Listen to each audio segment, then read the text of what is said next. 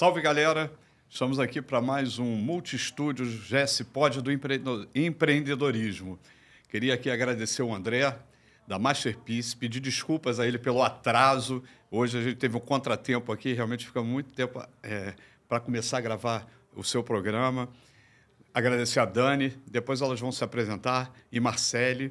E para começar essa história, vou pedir ao André, meu xará, que antes dele falar da Masterpiece, ele fale dele, porque esse cara, o currículo dele, ele vai ficar aqui quase uma hora. É para a gente ir comendo tempo, eu vou pedir para ele se apresentar, porque o currículo dele, ele vai ficar uma hora falando aí, né, André? Mais ou menos. Vamos lá, André, por favor. Obrigado é uma honra estar aqui com vocês, é um prazer enorme a gente poder bater esse papo sobre assuntos que todo mundo se interessa, né? Que é inovação, empreendedorismo, cerveja, sabe, gastronomia. Então, eu sou engenheiro de formação, né? Formado pela UFRJ, com mestrado, doutorado e pós-doutorado também em engenharia. Empreendedor, tá? Abri uma cervejaria há 5 anos atrás, no dia 21 de março de 2020, que foi a semana que tudo fechou. Uau! Para vocês verem como é que foi Fácil. Foi, digamos assim, emocionante. Emocionante. E a gente vem, desde então, acumulando uma série de experiências bem interessantes que a gente pretende estar conversando com vocês aqui durante o nosso podcast. André, e além disso tudo, você na FGV... Ah, sim, eu sou professor e coordenador há 26 anos na FGV. Eu criei vários cursos lá, mas principalmente hoje eu coordeno um MBA em gerenciamento de projetos e um MBA em gestão estratégica da tecnologia da informação. Então, são as duas áreas que eu atuo: gerenciamento de projetos e TI, e agora a cerveja. Vocês devem estar perguntando o que esse cara foi fazer com cerveja, né? Mas foi assim que começou. Tem relação. Tem relação. Então, André, vamos falar um pouquinho da Masterpiece e do teu grupo hoje de cerveja? Basicamente, o que muitos me perguntam de onde surgiu a ideia de abrir uma cervejaria. Eu posso dizer que a gênese foi há 40 anos atrás. 40 anos atrás, eu tinha acabado de entrar na faculdade e nas férias eu fiz um mochilão para a Europa, fiquei 2 meses.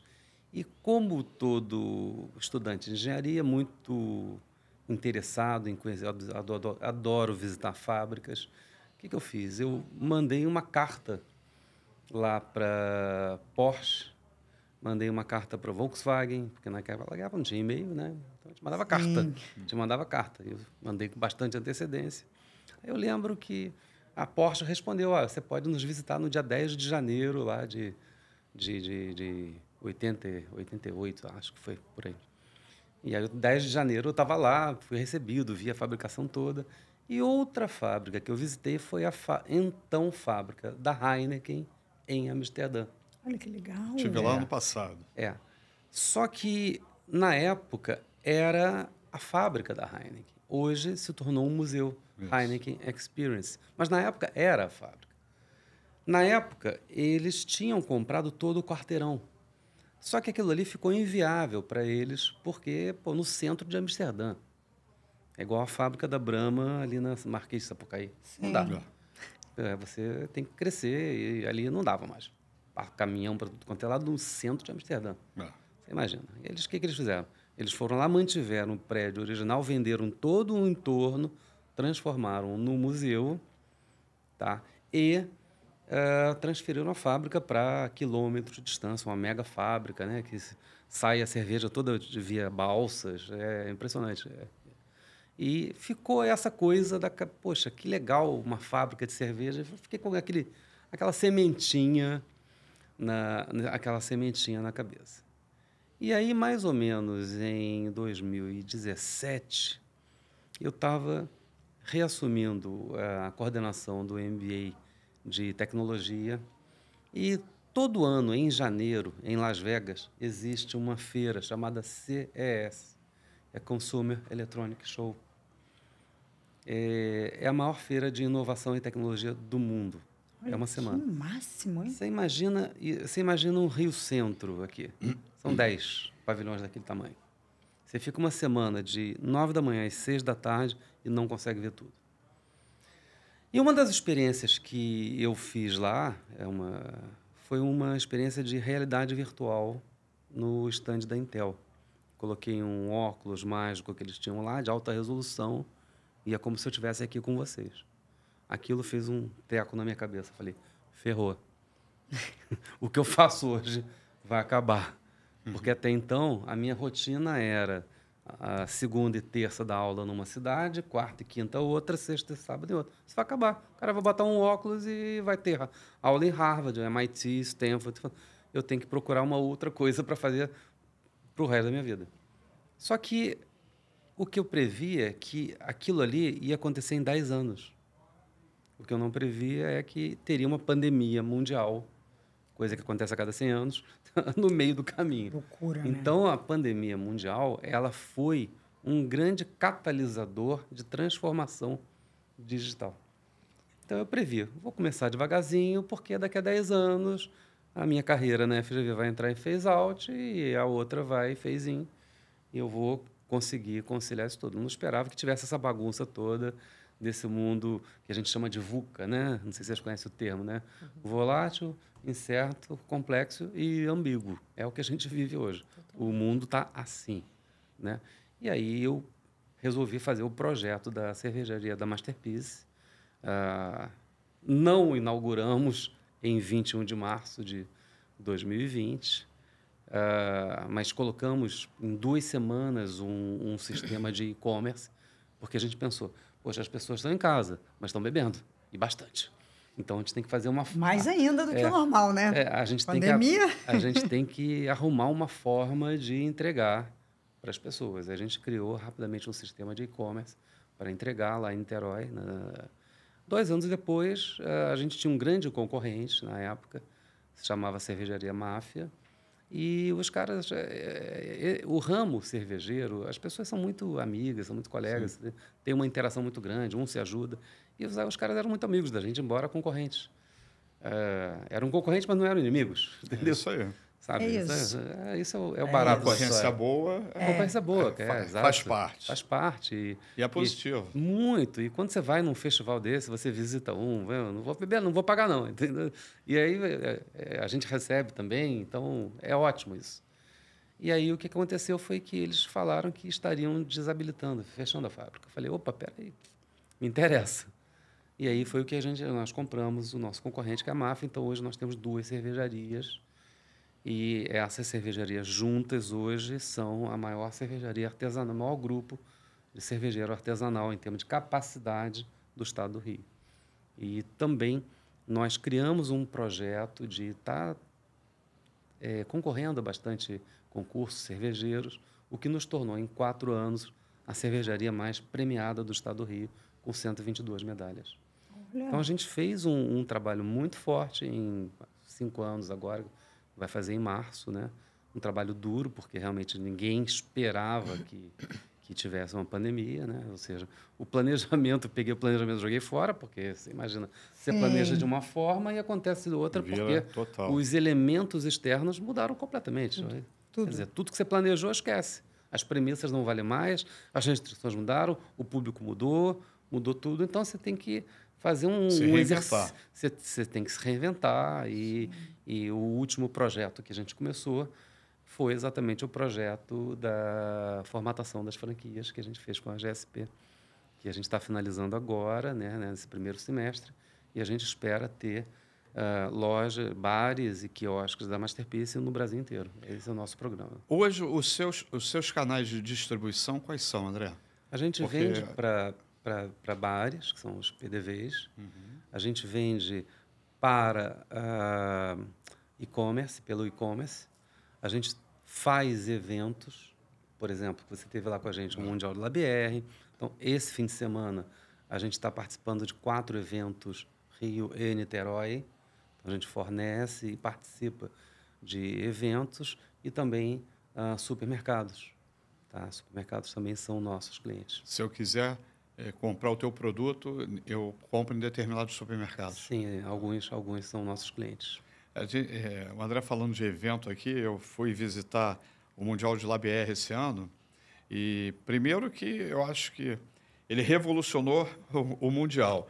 Ele enfiou um caminhão junto com a Fuel, que era um tanque de cerveja, né? E todo mundo que visitava o Mundial fazia fila para tirar foto no tanque. Aquele projeto foi muito legal. Basicamente, eu fiz esse projeto com meu falecido pai e a ideia é a seguinte: nós tínhamos um tanque que não estava sendo usado lá na máfia, chamado tanque pulmão. O tanque pulmão, ele não é todo tanque fermentador, a parte de baixo dele é cônica. Esse não era, ele era esférico, né? Porque na verdade ele é feito só para armazenar cerveja. Ele não estava sendo usado. Eu falei, cara, tá esse tanque aqui de 2.000 litros, vamos fazer uma coisa com ele. E aí eu falei, cara, temos que colocar isso num caminhão. Tá? Porque eu tinha visto aquela história, nada se cria, tudo se copia. Eu tinha visto de um concorrente, tá, que tinha feito isso, tinha plotado com uma lata. Eu falei, eu quero igual, entendeu? Eu vou fazer igual. E aí, não pode ser um caminhão normal, tem que ser um caminhão icônico. E aí eu comecei a procurar um Scania Jacaré. Um Scania Jacaré é um caminhão da década de 80 que tinha aquela... Hoje, todo caminhão ele tem frente chata por causa da legislação.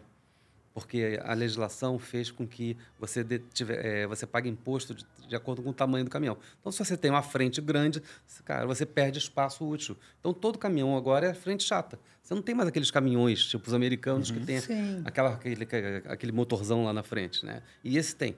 E a frente dele era tão grande que era chamado de jacaré. Então, o apelido era jacaré. E ele só era vendido numa cor, que é um laranja. Tá? Um laranja. E aí, o que eu fiz? Eu fui lá, compramos o caminhão, tá? E tínhamos o tanque, levei numa fábrica de carroceria chamada Mambrini, que é uma fábrica centenária que fica lá em Itaboraí. Eu falei, se vira, eu quero que vocês coloquem esse tanque neste caminhão. E os caras fizeram um milagre e colocaram. Eu falei, eu quero que você coloque também uma plataforma com uma escada, com um corrimão, porque o bêbado cai, né? Você sabe, né? E com um corrimão para o bêbado muito não cair. Bom. Essa observação foi a melhor. Não, porque gerenciamento de riscos. De crise. É uma das aulas que eu dou na FGV, gerenciamento de riscos. O bêbado vai cair, então bota um corrimão. E aí levamos isso e foi o espaço mais fotografado do Mundial. Porque a gente fez uma parceria com a FUA e a Ball, que é o maior fabricante de latas. Eu cheguei para a Ball e falei, pô, me ajuda aí. Pô, a gente vai botar uma lata gigante. E isso saiu para a imprensa. Pô, Masterpiece leva a lata gigante. Porque a Ball é o maior fabricante mundial de latas. E eu cheguei para a FUA, pô, vamos fazer uma parceria aí. Eu ploto com a sua lata, que a gente tinha feito a cerveja deles para o Dia dos Pais. Então, juntamos os stakeholders, né? E foi o espaço mais fotografado de todo o Mundial. Tinha fila assim de 30 pessoas para subir no caminhão para tirar foto com a lata gigante. Entendeu? Foi muito legal esse projeto. Você falou aí da parceria, né, da colaboração com a Fuel. Fala um pouquinho das colaborações que você já fez com outras marcas. Sim. Eu acho que isso é um diferencial muito legal. Fizemos já pro Ilha Plaza, fizemos para o Rio Sul, fizemos para o Village Mall, tá? E fizemos também para a FUA, fazemos regularmente para o Canal Brasil. O Canal Brasil tem uma linha de... Explica um pouquinho o que é essa colaboração, como é que você entra com a marca? Basicamente, usa-se muito promocionalmente, né? Então, a marca quer dar um brinde para os seus clientes. A gente faz a cerveja com a marca dela. Isso é muito legal porque chama muita atenção. E, no caso lá do Canal Brasil, eles fizeram com alguns programas, tipo... Acho que em alguns filmes, Cine Hollywood, tá? Larica Total. Então, eles têm alguns programas, então eles usam isso para fins promocionais. Personalizado, né? Personalizado com a marca deles. Mas é bem legal. Eu gosto dessa muita coisa personalizada. Agora, né? Se sente especial. Isso, né? Qual é o volume que eu preciso? Se eu tenho uma empresa, eu quero fazer uma colaboração com vocês. Qual é o volume que você precisa para poder botar essa colaboração no mercado? Basicamente, o gargalo dessa história é o plástico que envolve a lata, os sleeve. E as gráficas não fazem menos que 2.000. Até fazem, você pode fazer... Eu posso envasar 2.000 latas, mas a gráfica não vai fazer menos de 2.000 sleeves. Porque ela tem que... Depois que você coloca lá na máquina, ela tem vai embora, né? Então, ela tem que fazer... Eu posso fazer 100 latas para você, mas, na verdade, o gargalo são 2.000 latas. É o ponto ideal, fazer 2.000 latas para promoção. Eu quero muito fazer uma pergunta para ele. Posso? Pode, por favor. Fiquei curiosa. Eu amei o seu branding. Como é que se desenvolveu esse nome? De onde que surgiu? Então, aproveita e fala do rebrand, né? Que acabou de acontecer. Então, eu não sabia, tá vendo? Gostei. Olha, a história toda começou em Miami. Tá, em Miami. Porque, bem, quando teve aquela crise do subprime, os imóveis em Miami desceram... A gente está falando de 2008, 2009, que deu a bolha, né? Aquela bolha para baixo. A bolha estourou. Na verdade, você comprava a preço de... Olha, para vocês terem uma ideia, um apartamento em Miami custava o mesmo preço de um apartamento em Itaboraí. Para vocês terem uma ideia. E um amigo meu da FGV tinha comprado um em Fort Lauderdale. Eu falei, pô, eu também quero. Aí eu comecei a pesquisar, acabei comprando um apartamento em Miami e eu passei a ir sempre, né? E aí eu tenho um grande amigo... Aí todo ano, em março, eu gosto muito de tênis. Eu jogo tênis desde criança. E aí, todo ano, em março, 2 semaninhas, ATP de tênis Miami. Eu ia sempre para lá, etc. E aí, um amigo meu me manda uma mensagem. Poxa, eu estou indo para Miami, você quer alguma coisa? Eu falei, eu quero tomar uma cerveja com você, eu estou aqui. Tô aqui. E ele falou, olha, eu estou com planos, né, eu estou com planos de mudar para cá, porque meu irmão mora aqui, etc. Eu falei, cara, por que... E ele falou, vou dirigir caminhão. Eu falei, pô, você é engenheiro, vai dirigir caminhão? Vamos fazer uma coisa mais legal. Vamos abrir uma cervejaria aqui em Miami. Tá? E ele trabalha com material artístico há mais de 30 anos. Então, a nossa ideia foi fazer uma galeria de arte com cervejaria. Lá num bairro que tem lá, que é Wynwood Walks, que eram galpões industriais todos grafitados. Então, maravilhoso. Tem 4 cervejarias lá. Falei, pô, ali que é o point. Vamos abrir ali uma galeria de arte com cervejaria. Daí veio, poxa, então vamos chamar de masterpiece, obra-prima. Já que, quando a gente voltou ao Brasil, a gente pensou, cara, a gente vai abrir lá em Miami, a gente não conhece ninguém, a probabilidade de dar errado é enorme.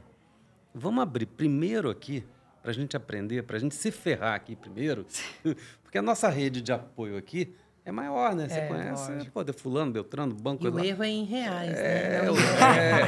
Então, vamos abrir aqui. Mas se tratando de 2008, com a crise imobiliária, não estava também tão ruim assim, né? Não, repare, isso foi em 2017. Ah, já foi agora, 2017. Foi em 2017. A ideia surgiu da cervejaria, sumiu em 2017. Aí, quando a gente voltou, eu falei, cara, vamos nos ferrar aqui primeiro, entendeu? Boa. Porque, pô, se ferrar em real é melhor do que se ferrar em dólar, né? Porque, você sabe, a gente está... sendo uma startup, você sempre vai errar. Lógico. Você sempre vai errar. O que é importante é você errar o menos possível. Tá? É tentar errar o menos possível. E aí, cara, você errando aqui, você tem mais uma rede de apoio para resolver as coisas, né? Aqui no Brasil, a gente dá o seu jeitinho. E a gente decidiu abrir aqui primeiro para depois abrir lá. Tá? Então, a nossa ideia era abrir em 2020 aqui e em 2022 em Miami. Só que veio a pandemia. Entendeu? E aí a gente meio que postergou para um futuro que não sei quando a gente está realmente expandindo lá na Europa. A gente ainda acha que vai fazer isso em algum momento. Entendeu? Mas o nome veio exatamente dessa ligação do meu sócio com material artístico. Que bacana, e isso né? fez com que a gente estivesse em todas as nossas latas, primeiro, o nosso símbolo é uma Mona Lisa. Por quê? Porque é a obra-prima mais famosa no mundo. Sim. Tá? Todas as nossas latas da linha Premium, que são as cervejas super medalhadas, especiais, elas têm uma obra de arte por trás. Sempre um artista, Manet, Van Gogh, Michelangelo, Rafael Sanzio, entre outros, tá? Sempre dando esse caráter de arte para a lata, né? Então, a gente sempre...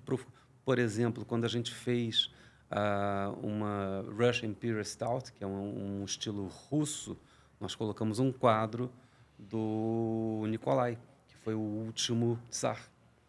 Quando nós fizemos uma Oktoberfest com outro estilo, nós colocamos um quadro do príncipe Ludwig, que criou a Oktoberfest para o casamento dele. Então, a gente sempre procura fazer alguma coisa relacionada... Sempre procura fazer arte. Arte e com um propósito. E tem uma coisa muito legal que, às vezes, a gente consegue fazer, né? Algum tempo atrás, a gente sempre buscando, e repare, fazendo arte, e a gente tem que usar imagens que sejam de domínio público, então que tenham mais de 70 anos, né? E aí chegaram para mim, cara, você não vai usar nenhum artista brasileiro, não? Eu falei, cara, pois é, boa ideia. E aí pensei, isso aconteceu há 3 anos atrás. Resolvemos homenagear o maior pintor de Niterói, Antônio Parreiras. E aí, só que aí eu falei, cara, como é que eu consigo uma imagem de uma obra? Onde é que está o catálogo do Antônio Parreiras?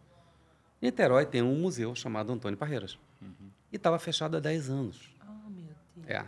Foi a minha amiga que acabou de reinaugurar agora. Exato. Eu vou te contar o porquê que ele foi reinaugurado. Foi a Cássia. Foi? Vou te contar o porquê que ele foi reinaugurado, senão estaria fechado E até a gente agora. não foi porque a gente estava gravando com o André, senão a gente tinha ido. Tá vendo? Vou te contar o porquê que o museu foi reinaugurado. Aí, eu consegui o contato da então diretora, Fátima Gonçalves. Aí ela falou, vem aqui, menino. Tá? A administração estava no museu, porque tudo é da Funarge, estava no Museu do Ingá, pertinho. Tá? Ali no Ingá, em Niterói. Aí eu fui, eu sou da cervejaria, eu queria... Você já foi lá no museu? Eu falei, não. Pô, eu nunca tinha ido no museu, Antônio Parreira. Vamos lá que eu vou te mostrar.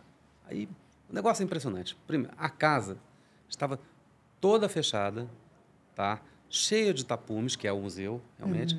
Só que, na verdade, aquilo lá é um complexo, porque tem a Vila Olga, onde fica o acervo, e lá atrás era o ateliê dele e do filho. Então, são 4 espaços.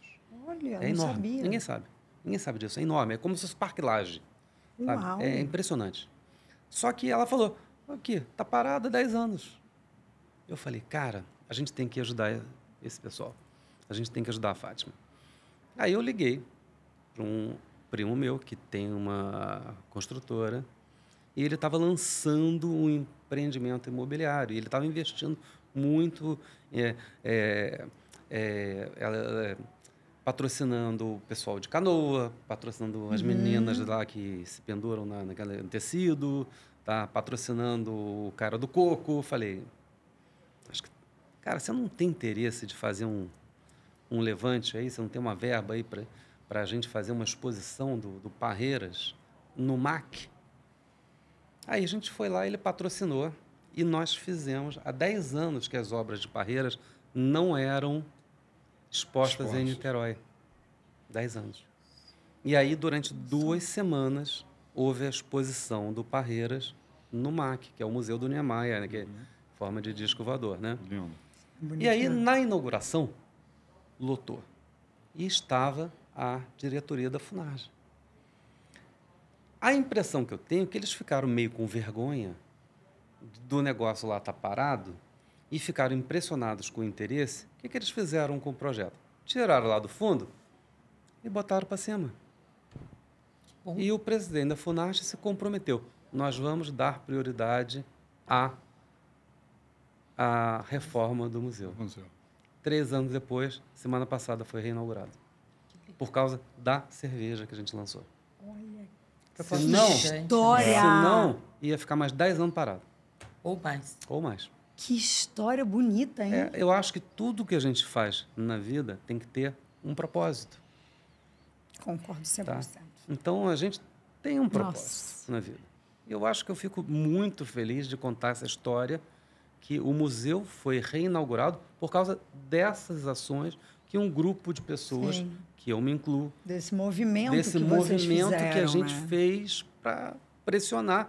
Tem que abrir, cara. Tem que abrir. Esse negócio não pode ficar 10 anos Lógico. mais fechado. Tem que abrir. Porque o brasileiro valoriza muito as obras quando viajam, vai para museus na Europa. E mas quando a gente está falando da nossa obra, né? Aqui no Rio, Sim, Niterói. claro.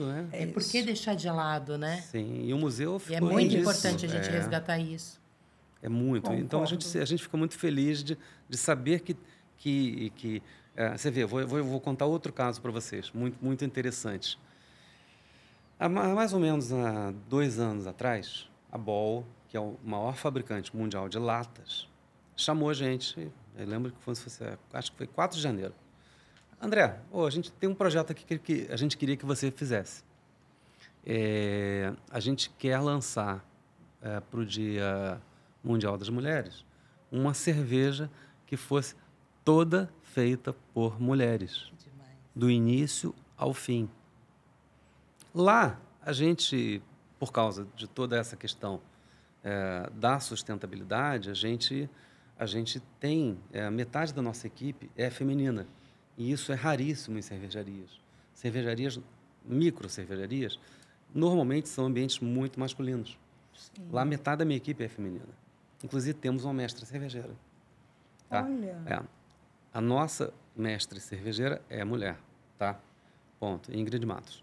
Uau. E aí o que eu falei? Tá bom, a gente topa.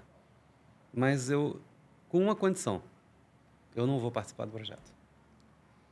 Você vai falar com fulano, Beltrano, Cicrana, aqui da minha equipe, e vocês vão tocar esse negócio, porque se é um projeto todo feito por mulheres, eu não posso participar. Desde o planejamento será por mulheres. Todo. E aí o que acontece? Eu coloquei a minha equipe de comunicação, coloquei a Ingrid, coloquei aí eles... A linha de produção das latas era uma linha de produção que só tinha mulheres. Tá? Então, a lata foi produzida por mulheres. Tá? Chegou para a gente. Tá? As latas foram feitas por mulheres. Eles contrataram uma artista super famosa, Pri Barbosa, para fazer a gravura. E aí a Mônica Serrano, que é uma designer, foi lá e fez o rótulo.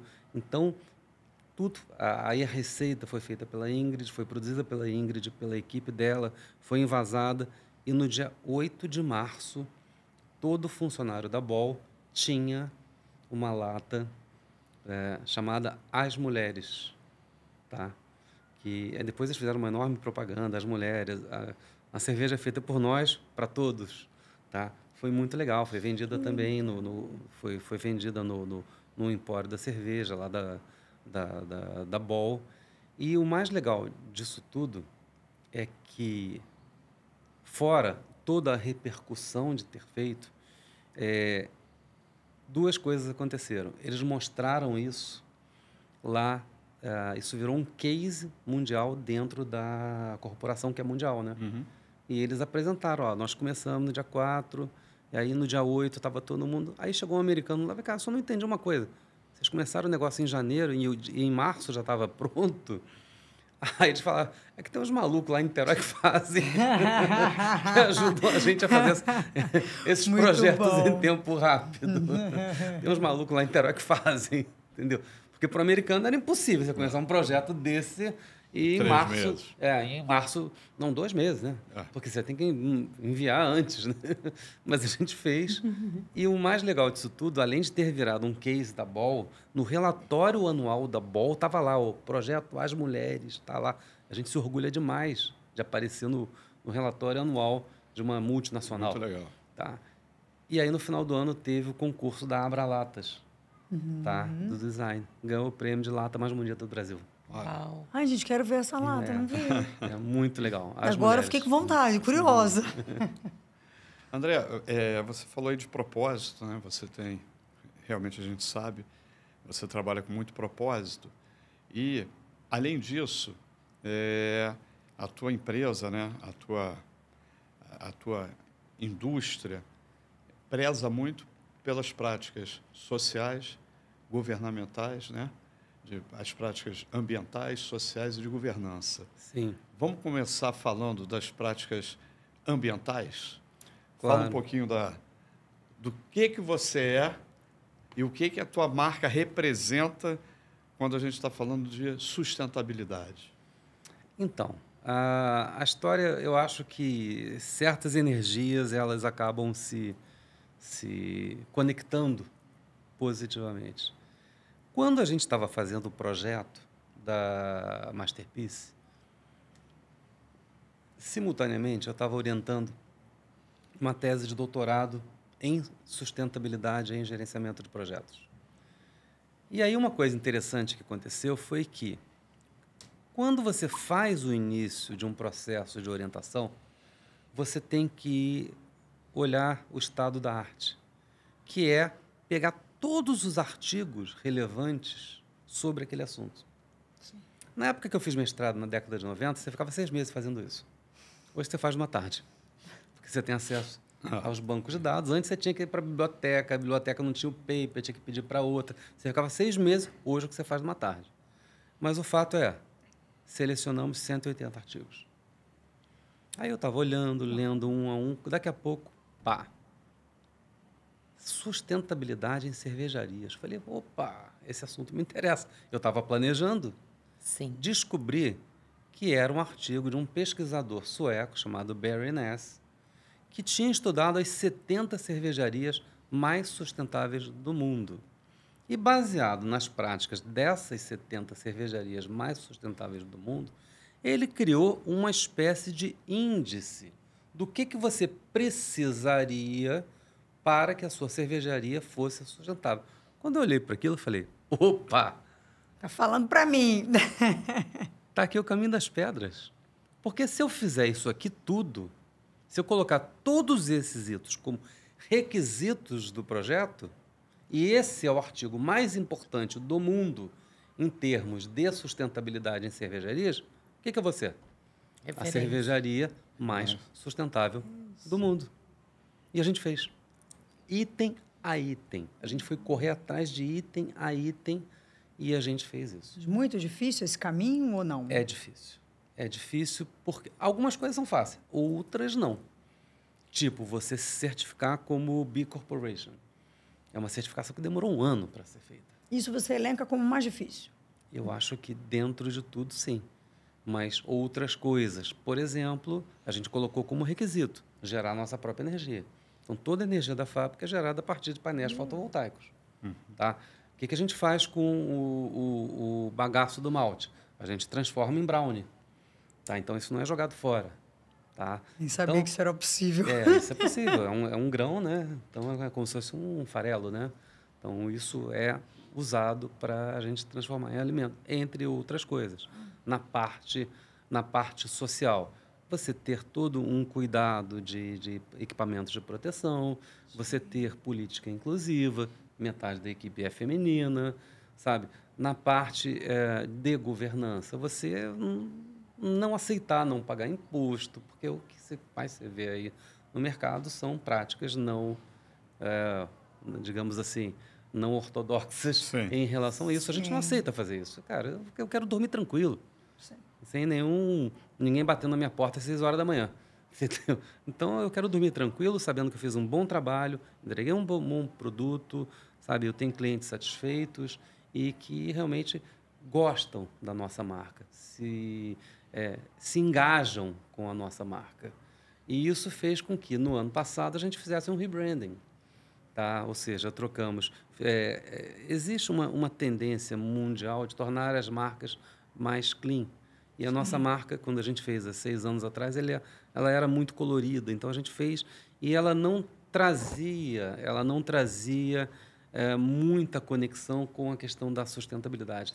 Então, o rebranding foi feito com o objetivo de, bem, agora nós temos que fazer o rebranding e o rebranding tem que representar, tem que fazer o link com a sustentabilidade. Então, o rebrand, ficou Masterpiece, cervejaria sustentável, e a Mona Lisa manteve, mas não daquela forma colorida, e sim um outline dela. Então, ficou mais simples, ficou mais clean, ficou mais atual e moderno. Então, a gente acha que o rebranding foi muito bem sucedido. E a gente aproveitou o rebranding para fazer alguns produtos junto com uma empresa que é parceira nossa, chamada Papel Sementes. Então, Papel Semente é uma empresa, tá? É uma empresa que ela produz uma série de produtos que são plantáveis. Então, a nossa bolsa, tá, de papel, ela tem sementes que você, depois de usar a bolsa, você bota na terra e ela vira alguma coisa. Porque ela tem sementes. A nossa bolacha de chopp também é plantável. Você coloca na terra, joga água e ela vira alguma coisa. A gente tem 10 tipos diferentes de sementes nessas... E vira mesmo. E Eu vira. fiz uns calendários, manjericão, tomatinho. Isso. Que bacana, Alecrim. né? Alecrim. Um dos sócios da Papel Semente, hoje, ele é nosso sócio na área de expansão, Sim. que é o Luiz Felipe. Sim, sim. Luiz Felipe foi diretor comercial da Multiplan, da Ancar, e ele virou nosso sócio agora da área de expansão, e ele é o majoritário da Papel Semente. Ele Poxa, lançou legal. isso com o Olha. filho há uns 8 anos atrás, parece. E realmente hoje a indústria dele está Junto muito com o Paulo e bacana. André, não é isso? Que a André era ex-mulher do Felipe. Ah, E entendi. aí eles viraram... Poxa, o eles são Felipe trouxe a ideia e Sim. eles tocam o negócio. Eles são sensacionais. São. São parceiros, a gente adora eles, sabe? Então, e a ideia é muito Não, boa, a né? ideia Sim, tem sim, tudo, Tem a, tudo ver a ver hoje com o que a gente faz, com né? o teu produto e com o mundo de uma maneira Sim, geral, sim, né? sim. Você trabalhar com esse tipo de Claro. produto, né? Exato. É muito interessante, né? Você pensar no meio ambiente, pensar num todo, né? Num Claro. coletivo. Hoje Isso. não tem... Hoje, a empresa que não pensar nas 3 letrinhas, né? Eu falo muito Sim. isso, ISG, não vai ter uma sustentabilidade, uma perenidade no mercado, porque o consumidor hoje exige isso. Sim. O novo consumidor que está chegando, e até os antigos, estão com uma cultura totalmente diferente, pensando muito nessa questão. Sim. Porque o meio ambiente está acontecendo coisas aí estapafúrdias em função da gente Sim. não trabalhar, não proteger onde a gente mora, né? Onde a gente vive, que é o mundo. Sim, sim, Então, sim. as empresas hoje estão muito focadas nisso e a gente repara em todos esses congressos, eventos, a importância que é dada às práticas ambientais, sociais e de governança. Só temos que tomar cuidado com uma coisa que a gente vê muito. Greenwashing. Greenwashing. Isso aí tem muitas empresas que fazem, mas nós que realmente nos preocupamos, Sim. temos que combater, que nem o fake news, né? Sim. Não é porque o pessoal faz o fake news que a gente vai fazer. Claro. A greenwashing é a mesma coisa. Tem mercado para tudo, né? Então, tem Sim. alguns concorrentes que se vendem aí de qualquer maneira Claro. para Por aparecer. exemplo, tem uma grande empresa, que eu não vou falar o nome, né? Mas ela vende a ideia que usa energia verde. Tá? Aí, quando você vai ver, ela usa lenha para alimentar suas caldeiras. Mas como assim? Você está chamando lenha de energia verde? É isso mesmo? Meu Deus. Ah, mas veja bem... É orgânico. Sabe como é Não que, é? sabe como é que eles disfarçam? Eles não chamam de lenha, eles chamam de biomassa. Ah, não. Chamam de biomassa. E veja bem, a biomassa vem de florestas que são reflorestadas. Dane-se, cara, nós estamos em 2025. É isso. Como é que você vai usar lenha na sua caldeira? É isso. Pelo amor de Deus, faz uma fazenda aí elétrica de painel fotovoltaico, painel. você tem dinheiro para isso. Com certeza. Não faz Não. feio, não engana não, entendeu? Então eu sou bastante ativista em relação a bater, eu boto o dedo na ferida que vocês estão fazendo. Lógico. Ou vocês param de falar isso, ou eu vou continuar denunciando o que vocês estão fazendo. Com certeza. Falando de tudo que você está falando, como eu sou de marketing, vou te fazer uma pergunta de marketing. Você fala tudo isso no seu Instagram, no Instagram da sua empresa? O tempo todo. Tudo. O tempo todo. Isso é muito importante, O né? tempo todo. Então, a gente é reconhecido no Brasil como a cervejaria que tenha sustentabilidade por trás. Então, eu sou convidado para debater com a Ambev, sabe, com todos os Que congressos eu sou convidado bacana, né? para exatamente para falar sobre isso, porque eu mostro que não precisa que você seja uma mega empresa para você ter prática sustentável. Você pode começar Exatamente. pequeno. Sim, sendo Independente pequenininho. do tamanho, você É. tem que fazer a sua parte. Eu falo isso sempre. É isso aí. Independente do tamanho. É isso aí.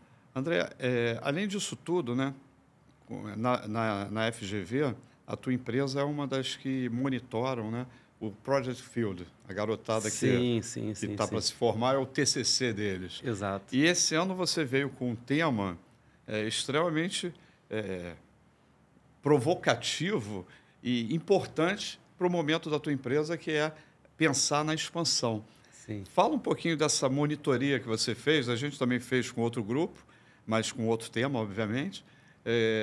Eu queria que você falasse de como surgiu a ideia e qual foi o resultado e se realmente esse resultado vai ser aplicado na prática.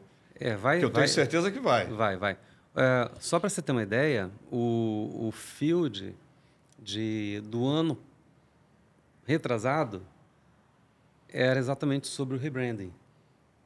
Então, a gente... Garotada. Então, os caras mostraram, ó, vocês estão desatualizados, vocês têm que fazer isso, vocês têm que entrar no TikTok. Eu falei, o que é TikTok?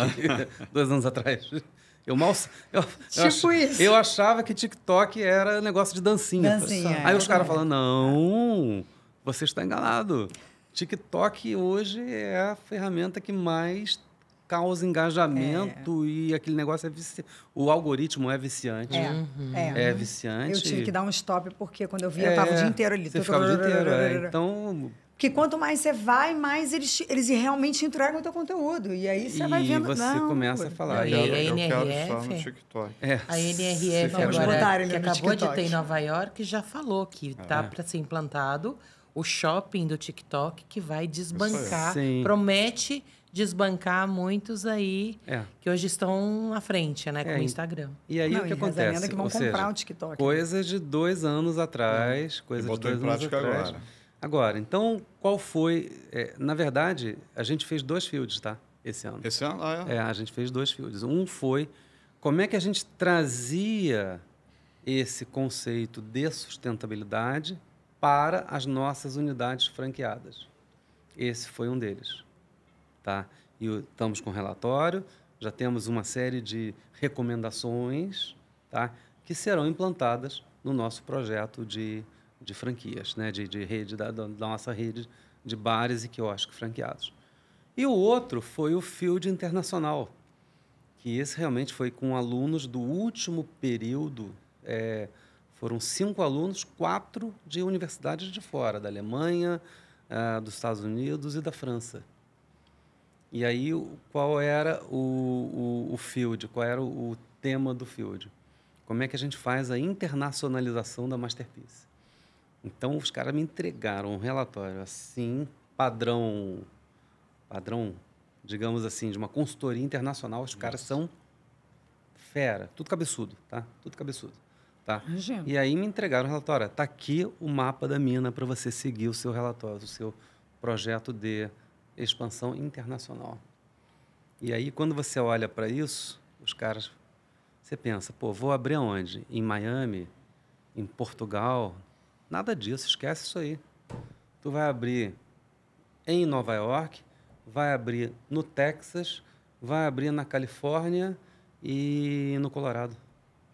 Porque é ali que está o mercado. Os caras pegaram dados, cruzaram, fizeram... Imagina, tudo mapearam cabeçudo. tudo, Então, esquece. Eu achava que eu ia abrir em Miami. Esquece Miami, cara. Esquece Miami, porque o mercado de Nova York é 10 vezes maior.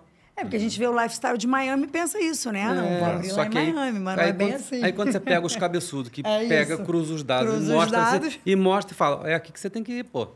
Que nem aqui no Rio, aqui no Brasil, né? Tem que crescer para São Paulo. Sim. É isso. É metade do mercado brasileiro. É metade do mercado brasileiro.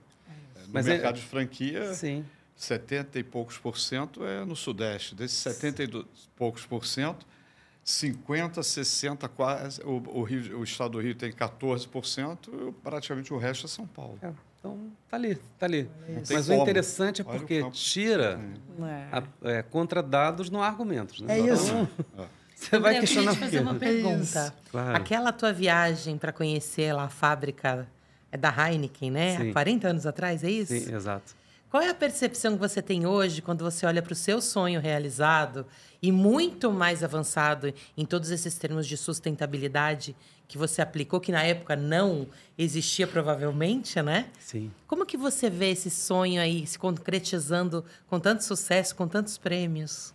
Olha, é um sonho realizado, mas é muito árduo, entendeu? E, tipo assim, eu não imaginava que seria tão complexo. Tá? Aqui no Brasil, você ser empresário, você tem que ter um parafuso solto, né? Porque e uma cartela de psicotrópico. É para louco. É para poucos e para loucos. Para poucos e para loucos. Tem nada de romantismo. Não, zero. Eu estava dando uma palestra outro dia que eu falei isso. Né? E no meu livro de empreendedorismo tem isso. Empreender no Brasil é para louco. Porque, na verdade, é aquela história. Se você é ilegal, ninguém te enche o saco. Agora, se você faz tudo certinho, você está com a receita, você está com a postura, todo mundo vai atrás de você. Ou seja, você que é um empresário, você é o bandido da história. É isso. É bem por aí. Se você faz tudo sem nota, sem nada, ninguém te enche o saco. Essa é a pura verdade do nosso país, infelizmente. E aqui no mercado de cerveja, nós temos um problema adicional, tá? Que é a concentração muito grande no mercado entre 3 empresas. Sim. Tá? Basicamente, é um massificadão. 3 empresas têm 97% do mercado. Por que isso não acontece nos Estados Unidos e acontece aqui no Brasil? Porque lá, para evitar essa concentração, eles fizeram uma lei introduzindo o sistema de 3 camadas. Então, a fábrica não pode vender direto para o bar. Olha, que interessante. A fábrica é obrigada a vender para um distribuidor que não pode ser exclusivo. Uau! Então, eu chego lá, vendo para o distribuidor, o problema dele. Tá? Ele que venda o meu produto. E lá também, então, vocês que já viajaram para fora, vocês já viram algum bar lá fora vendendo somente uma marca de cerveja? Não. Jamais. Lá nos Estados Unidos. Nunca. Não. Você não vai ver. Porque não pode. Aqui, as grandes, que têm 97% do mercado, chega, dá uma grana para o bar, 5 anos de exclusividade, e o cara está precisando de dinheiro, e aí você fica fora o acesso. Então, na verdade, é mais complexo e mais difícil por causa desse tipo de coisa. E o pior, vai melhorar com a reforma tributária. A reforma tributária foi uma grande vitória para as microcervejarias. E aí eu tenho que dar o chapéu, sabe?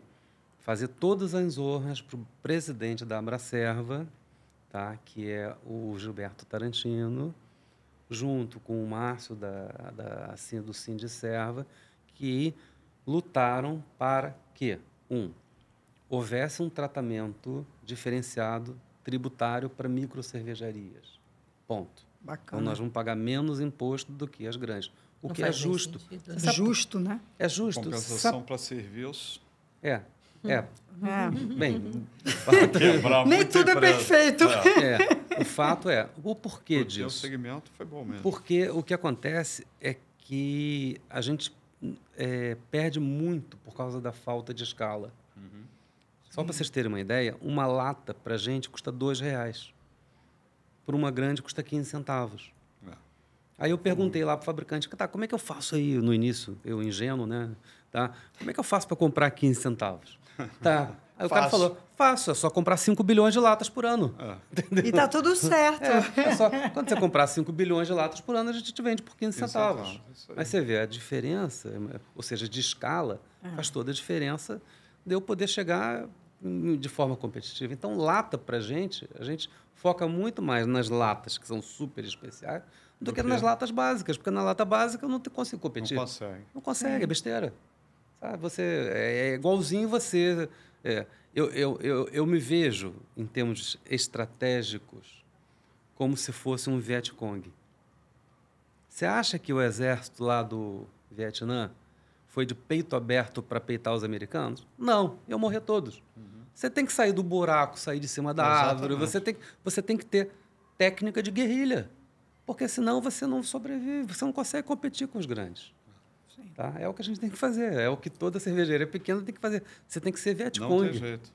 É esse caminho estratégico. E você acha a barreira de novos entrantes baixa ou alta para esse mercado? É enorme. É enorme, é enorme, é enorme. A barreira de entrada é enorme. Olha todo isso. Mundo que acha que vai abrir uma cervejaria que vai ganhar essas rios de dinheiro, esse já era. Esses caras não tem como. Ou você é muito pequenininho, você está ali e aí sabe, você faz ali um negócio, sabe?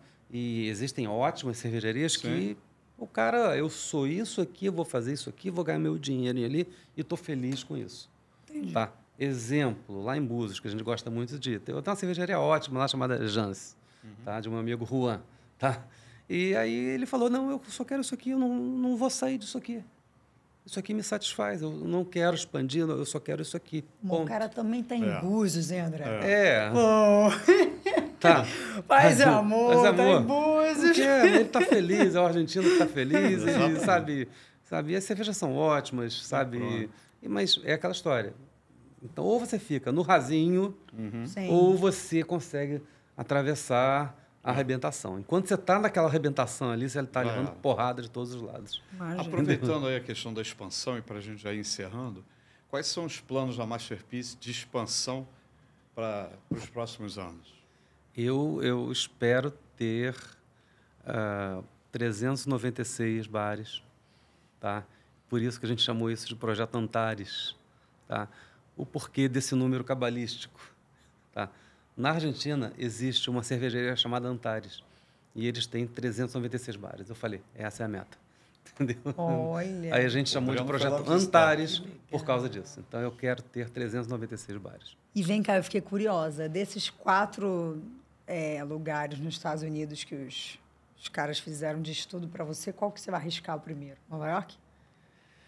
Provavelmente Nova York. Provavelmente Nova York. Imaginei. Tá. Por isso que eu perguntei, fiquei curiosa. Provavelmente Nova York. Tá. Vamos lá.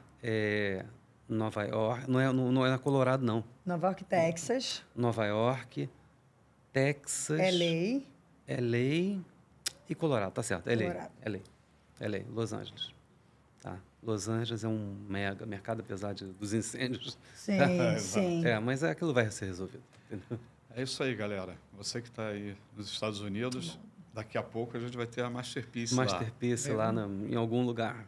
Pessoal, encerrando praticamente aqui o nosso multistúdio GESPOD do empreendedorismo, hoje com o André, da Masterpiece, um cara aí que é uma figura extremamente competente, capaz e inovador e empreendedor. Então, quer dizer, André, obrigado aí pelo teu tempo. Obrigado, muito obrigado. Foi uma honra. Dani, uma honra estar aqui com vocês. Obrigado por ter participado. Obrigada pela aula aí de Obrigada pela aula e obrigado pelo convite. Opa! Até a próxima, gente. Muito obrigado. Obrigado.